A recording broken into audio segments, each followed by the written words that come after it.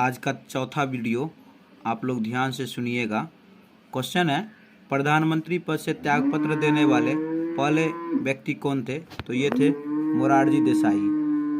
दूसरा क्वेश्चन है, देश के ऐसे प्रधानमंत्री जिन्होंने अपने कार्यकाल के दौरान संसद का सामना नहीं किया हुए थे चौधरी चरण सिंह। एक क्वेश्चन और भी आप लोग ध्यान रखिएगा, सबसे कम उम्र में बनने वाले भारत के प्रधानमंत्री कौन थे? तो वो थे राजीव गांधी। और सबसे अधिक उम्र में भारत के प्रधानमंत्री बनने वाले व्यक्ति कौन थे? तो वो थे मोरारजी देसाई। देश के ऐसे प्रधानमंत्री जिन्होंने अपने कार्यकाल के दौरान संसद का सामना नहीं किया वो थे चौधरी चरण सिंह। ध्यान रखिएगा। अगला क्वेश्चन है, मंत्रिपरिषद सामूहिक रूप से किसके प्रति उत्तरदायी होते हैं? तो ये उत्तरदायी होते हैं लोकसभा के प्रति।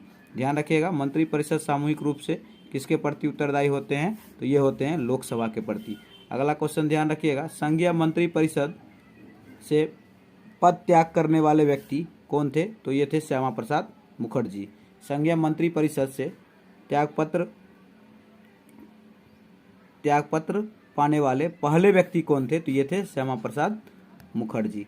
याद रखिएगा, संघीय मंत्रिमंडल में सबसे लंबी अवधि तक लगातार एक ही विभाग का कार्यभार संभालने वाला केंद्रीय मंत्री थी राजकुमारी अमृता कौर। याद रखिएगा आप लोग, संविधान के अनुसार भारत में संसद के किसी भी सदन का सदस्य हो सकता है वो है प्रधानमंत्री। संविधान के अनुसार भारत में संसद के किसी भी सदन का सदस्य हो सकता है वो है प्रधानमंत्री। भारतीय संसद के निचले सदन को हम कहते हैं लोकसभा और उच्च सदन को कहते हैं राज्यसभा। याद रखिएगा, भारतीय संसद के निचले सदन को हम लोग कहते हैं लोकसभा तथा उच्च सदन को कहते हैं राज्यसभा। बहुत ही इंपॉर्टेंट क्वेश्चन, याद रखिएगा। राज्यसभा के प्रत्येक सदस्य का कार्यकाल कितना होता है? तो 6 वर्ष का होता है। राज्यसभा के प्रत्येक सदस्य का कार्यकाल 6 वर्ष का होता है। अगला क्वेश्चन याद रखिएगा, कौन राज्यसभा का पदेन सभापति होता है? तो वो होता है उपराष्ट्रपति। कौन राज्यसभा का पदेन सभापति होता है? तो वो होता है उपराष्ट्रपति। अगला क्वेश्चन याद रखिएगा, राज्यसभा में सबसे अधिक सदस्य किस राज्य से हैं? तो राज्यसभा में सबसे अधिक है उत्तर प्रदेश से। ध्यान रखिएगा। अगला क्वेश्चन है, लोकसभा के प्रतिनिधियों का निर्वाचन वयस्क मताधिकार तथा डैश के मतदान द्वारा होता है? तो गुप्त मतदान द्वारा होता है। धन विधेयक केवल कहाँ प्रस्तुत किया जाता है? तो केवल लोकसभा में प्रस्तुत किया जाता है। याद रखिएगा, लोकसभा के प्रथम अध्यक्ष कौन थे? जीवी मावलंकर। ये बहुत ही इंपॉर्टेंट क्वेश्चन है। लोकसभा के प्रथम अध्यक्ष कौन थे? तो ये थे जीवी मावलंकर। याद रखिएगा, लोकसभा के प्रथम अध्यक्ष कौन थे? ये थे एम आनंद शयनम अयंगर। एम आनंद शयनम अयंगर। याद रखिएगा, लोकसभा के प्रथम उपाध्यक्ष। और लोकसभा के प्रथम अध्यक्ष कौन थे? तो जीवी मावलंकर थे। याद रखिएगा, भारत के प्रथम महान्यायवादी कौन थे? तो ये थे MC सीतलवार। ध्यान रखिएगा, भारत के प्रथम महान्यायवादी MC सीतलवार। याद रखिएगा, भारत के प्रथम नियंत्रक एवं महालेखा परीक्षक कौन थे? तो ये थे वीर नरहरि राव। ध्यान रखिएगा, भारत के प्रथम नियंत्रक एवं महालेखा परीक्षक तो वो थे वीर नरहरि राव। वीर नरहरि राव। ध्यान रखिएगा, उच्चतम न्यायालय की सलाह पर अन्य न्यायाधीशों की नियुक्ति कौन करता है? तो राष्ट्रपति करता है।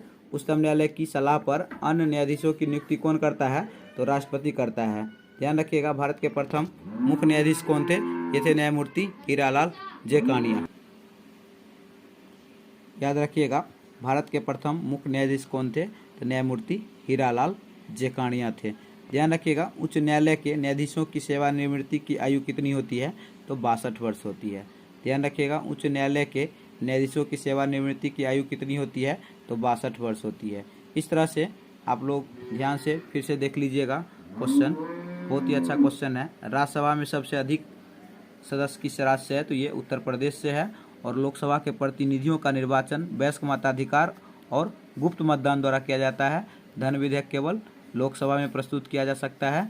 और लोकसभा के प्रथम अध्यक्ष से जीवी मावलंकर, लोकसभा के प्रथम उपाध्यक्ष से अनंत शयनम अयंगर, भारत के प्रथम महान्यायवादी थे MC सीतलवार और भारत के प्रथम नियंत्रक एवं महालेखा परीक्षक थे वीर नरहरि राव। उच्चतम न्यायालय की सलाह पर अन्य न्यायाधीशों की नियुक्ति करता है राष्ट्रपति। और भारत के प्रथम मुख्य न्यायाधीश थे न्यायमूर्ति हीरालाल जेकानिया। उसके बाद प्रधानमंत्री पद से त्यागपत्र देने वाले पहले व्यक्ति हो गए मोरारजी देसाई। देश के ऐसे प्रधानमंत्री जिन्होंने अपने कार्यकाल के दौरान संसद का सामना नहीं किया वो थे चौधरी चरण सिंह। और मंत्रिपरिषद सामूहिक रूप से लोकसभा के प्रति उत्तरदायी होंगे और संघीय मंत्री परिषद से पद त्याग करने वाले पहले व्यक्ति थे श्यामा प्रसाद मुखर्जी। और संघीय मंत्रिमंडल में सबसे लंबी अवधि तक लगातार एक ही विभाग का कार्यभार संभालने वाले केंद्रीय मंत्री राजकुमारी अमृता कौर।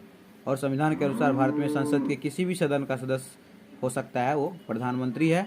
भारतीय संसद के निचले सदन को कहते हैं लोकसभा और उच्च सदन को कहते हैं राज्यसभा।